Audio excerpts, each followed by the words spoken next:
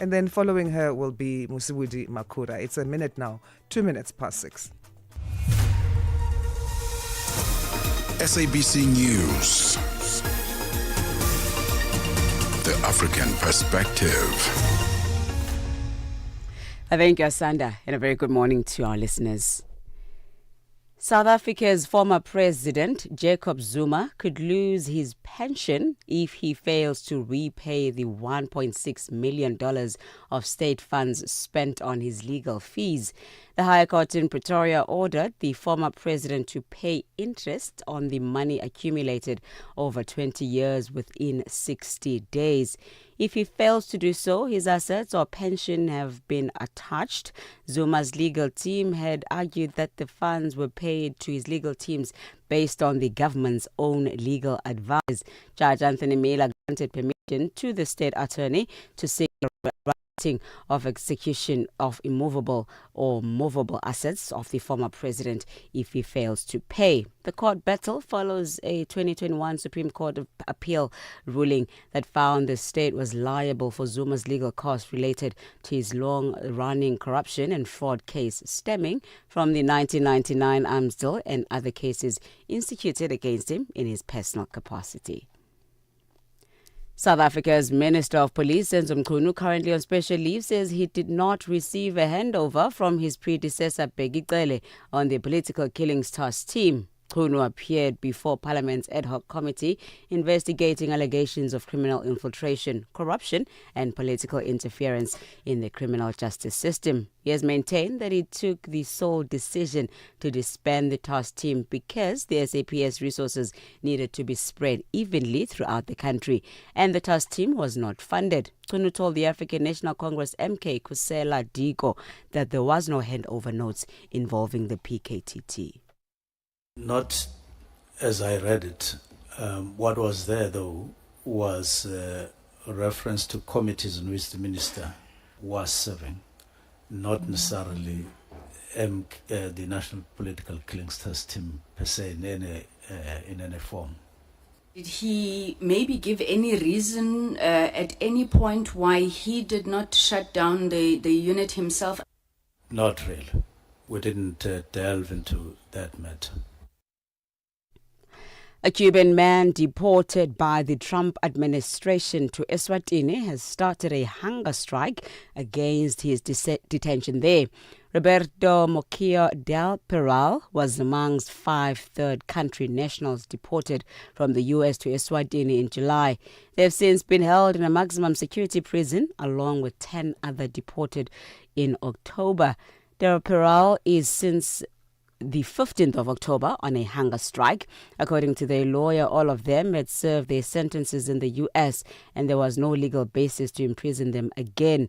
A local attorney acting on behalf of the deportees says the Eswatini government has so far refused them access to the deportees. And lastly, the American Vice President J.D. Vance and Israel's Prime Minister Benjamin Netanyahu are meeting in Jerusalem to discuss the U.S.-brokered Gaza ceasefire.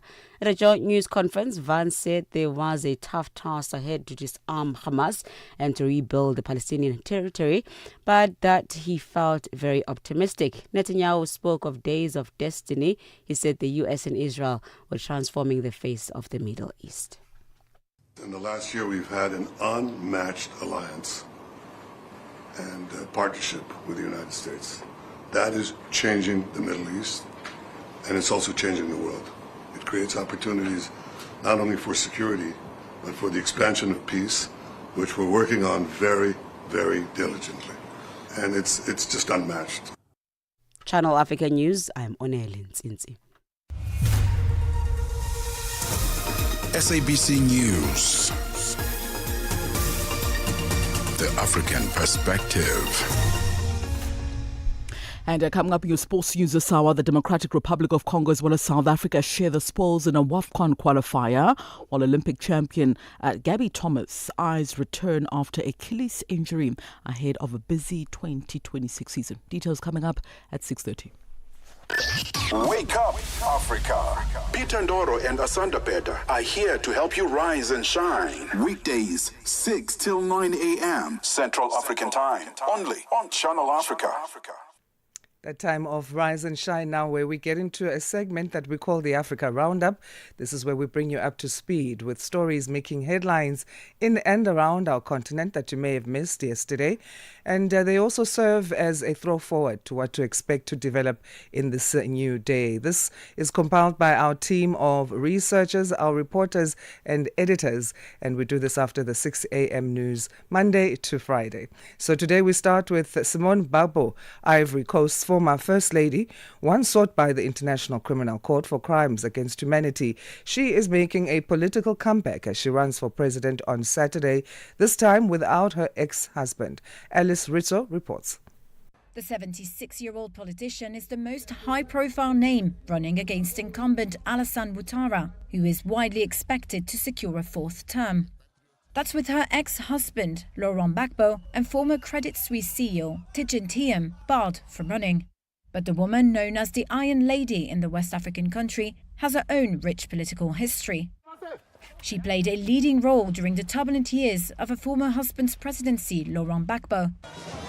In 2022, she founded the Movement for Skilled Generations, a party based on social democratic principles.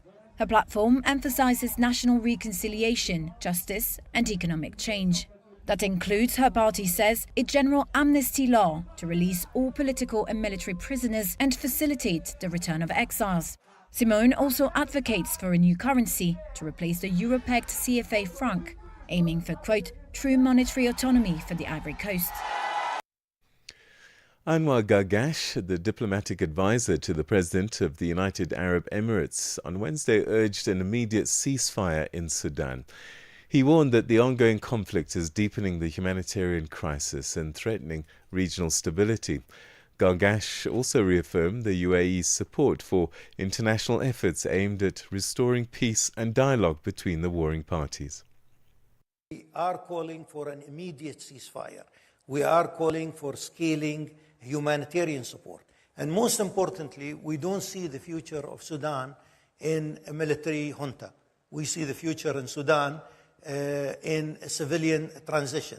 On the humanitarian side, we're working on the margins because we are not allowed to go in, and conditions also in Sudan itself is not allowing us to play the role that we are playing in Gaza. It's interesting that an Israeli government is allowing us to put all this aid in Gaza while the Sudanese general is not allowing us to do that. Very interesting, but sad. South African President Cyril Ramaphosa has begun his state visit to Indonesia, marking the start of his three-nation tour of the region. The trip will also include a state visit to Vietnam and a working visit to Malaysia. Here's President Ramaphosa in the capital, Jakarta. I'm particularly pleased that today we have Indonesia as the latest or newest member of the BRICS family. During our discussions, we affirmed the importance of expanding and broadening bilateral relations on both political and economic fronts from existing bilateral mechanisms. We agreed on the need to increase trade between our two countries as a catalyst for inclusive economic growth. We spoke of the importance of building a more resilient and diversified economies between our two countries. A fuel tanker overturned and exploded in Nigeria's northern Niger state, killing at least 35 people. Witnesses say that the vehicle skidded off the road, spilling petrol that ignited moments after the crash. Tanker explosion occurred, and when tanker failed, people ran to fetch petrol, and almost many people have been seriously injured. 29 of them died instantly. Zambia's tourism minister, Rodney Sikumba, says the country remains committed to boosting intra-African trade and tourism. He noted that the growing number of visitors to Zambia over the past 4 years reflects the government's efforts to open up the country. Sikumba made the remarks when a visa-free Africa delegation from Ghana paid a courtesy call on him in Lusaka, adding that citizens from 167 countries can currently enter Zambia without a visa. We've got individuals such as yourselves who've gone out of your way to do this. This should be an AU agenda. People need to start speaking to it. Why are we... Everybody keeps talking about security, even here in Zambia. For us to reach 167 with the technology rather that we have, we can actually not to say this is a transit area and then reinforce security. And that's how we come to an end of today's edition of the Africa Roundup. Stay tuned as Peter speaks to our analyst and focusing on stories making headlines in the Central African region of the continent. Some that we've touched on the Africa Roundup, others that we haven't. And that's coming up on Rise and Shine. From Cape to Cairo, Dakar to Dar es Salaam, Rise and Shine with Peter Ndoro and Asanda Peda on Channel Africa. Right, it's 12 minutes past 6 Central Africa time. And coming up on Central Africa Wrap this morning, we're turning our attention to the critical developments from across the region, from mounting political tensions in Cameroon to dramatic security and resource issues in the Democratic Republic of Congo, and also major regional dynamics that are rapidly shifting in the region. And joining us to unpack some of these stories, we're now joined by our regular Central African commentator, geopolitical analyst, Aaron Mugambi. Aaron, great to talk to you. Thanks for joining us. Good morning, Peter, and thank you for having me. Let's begin with this story. Gabon, former First Lady Sylvia Bongo Ondimba and her son Noureddin have indicated that they're not going to be returning to Libreville to face trial for alleged embezzlement of public funds. What does this refusal signal? I know that the lawyers were saying, look, they didn't even get a summons to appear. But it is interesting that that one was given bail and lives in London. Yes, so the lawyers have actually spoken to the media. They have made it very clear that they will not allow their clients to return back to Gabon. And they've cited a few reasons why. And one of them is the claim that when the former First Lady and her son were incarcerated in Gabon, they were tortured, they were harassed, and they were beaten by people that the military that are close to the incumbent. So this is a case that is very interesting. And also the reason why the lawyers are saying that they will not return back, it's because they feel like this is political retaliation. And they feel that the current president, Bryce, will just want to use this for political match. So they've actually indicated that they will not be coming back home to actually stand trial. What's your take? I mean, is there a case to answer at all, or is it just political? I think that for over 50 years or half a century of the Bongo rule in Gabon, there is definitely something that you can find that was done by the regime, not in good faith, and even crimes committed against the people of Gabon. So the reason why the authorities are pursuing the former First Lady and her son, it's because of issues of embezzlement and stealing of public funds and corruption. And I think that the case can be made. It's not merely political, but of course, just like any other cases involving political figures, things can become very political very quick. Moving to the DRC, and one always hears stories about why this war will not end is about minerals. And I guess an indicator might be this theft that happened at Twangiza mine. The operators there says that about 500 kilograms of gold was looted by rebels. with a street value of about $70 million. I guess when you're resource rich like that, no matter what the politics of the day, this kind of thing will happen. Yeah, this has been actually the curse of the DR Congo. The mineral wealth of the country is just unimaginable. The country is so rich, but yet very poor because of this instability and the civil wars and the fighting over resources. The mine that is being mentioned in this publication or in this article in the report is actually reported to be Chinese owned. It's in South Kivu province, and it's part of the eastern DR Congo that is conflicted and has been conflicted for many years. The M23 rebels now control this territory and they took over the mine. And it is true that this is only the amount of gold that you referred to, about 500 kilograms worth $70 million, is only over a period of just 5 to 6 months. Now, imagine if this is something that the M23 controls for the next 2, 3, 4, 5 years. How much money would they make from this? So it is true that these are the reports. Our reports seem to be very credible. I'm always curious as to where that gold goes, because you can't just shift 500 kilograms of gold, which means there are probably complicit countries that receive this gold.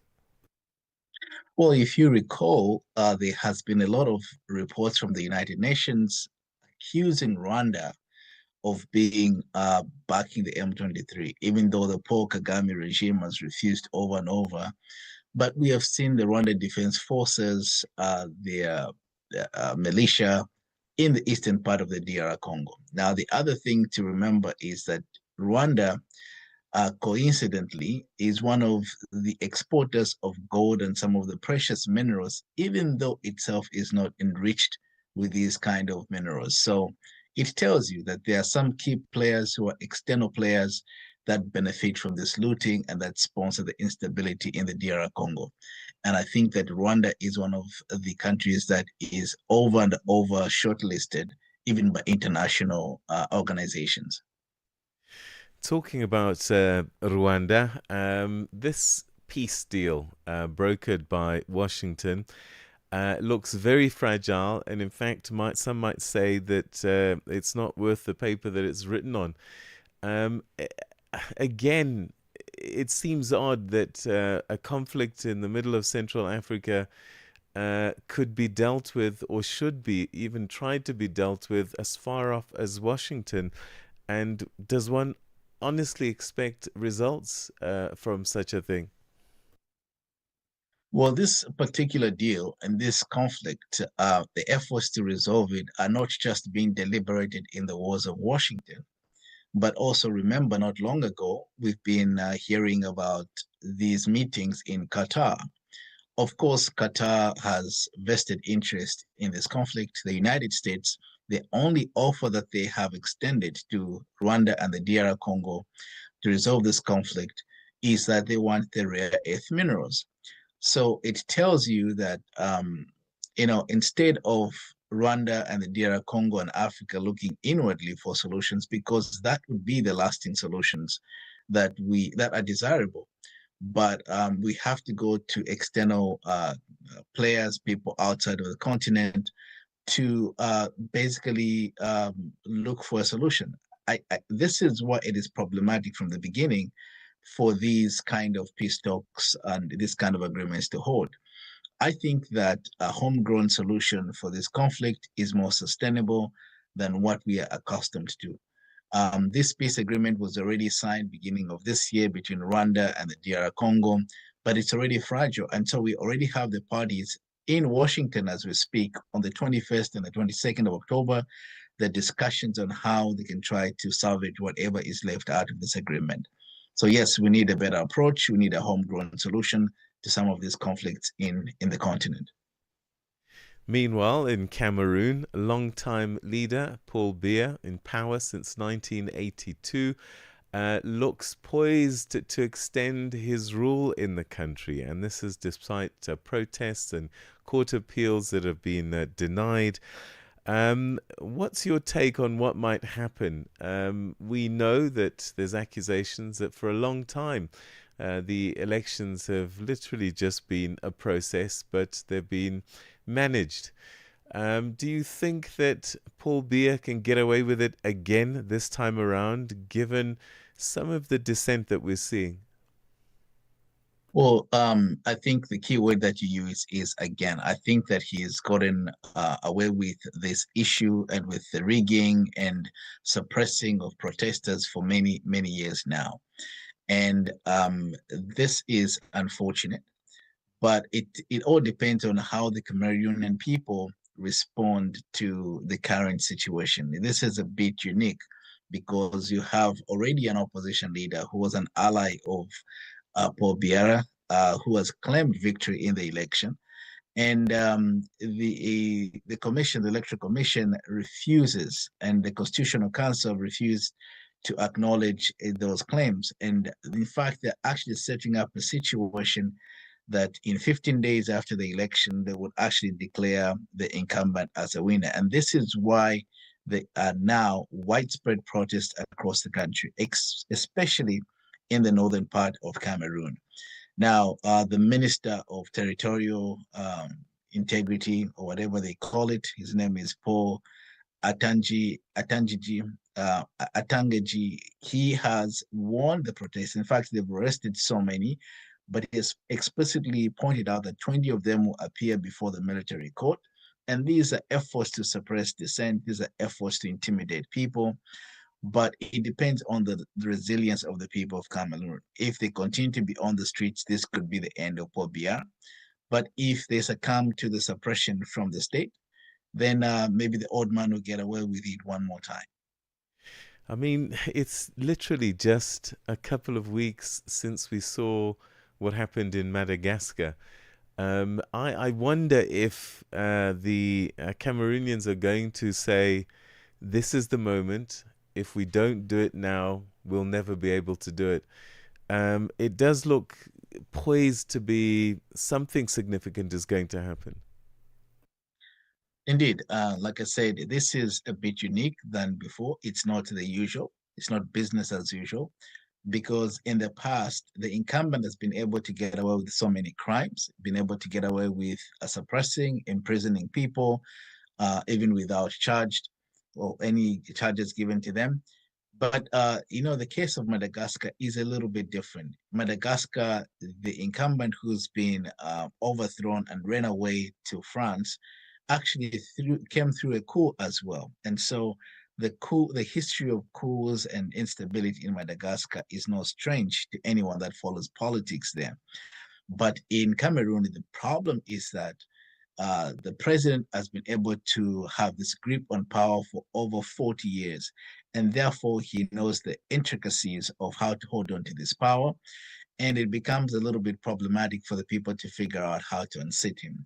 But nothing is impossible. In politics, they say never say never.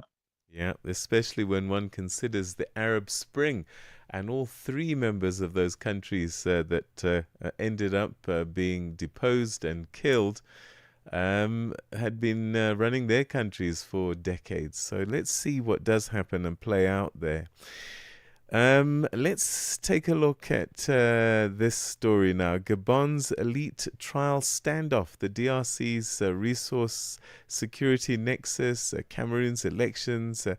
What common themes are emerging about power transitions, accountability, resources, and conflict in Central Africa for you?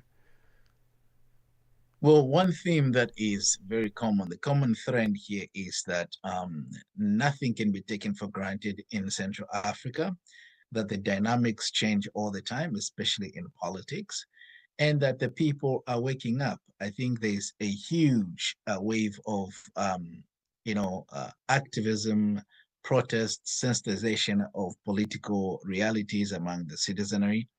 And I think that if this goes on, we might just be entering a new era of how these democracies may thrive and flourish. The problem that we've had in some of these countries is that we've had presidents that have been in power for a very long time, and they really think that they've gotten hold on the people and that they can control them. But just like you said, if you look at the Arab Spring in the recent past, you see that that can change in politics very fast.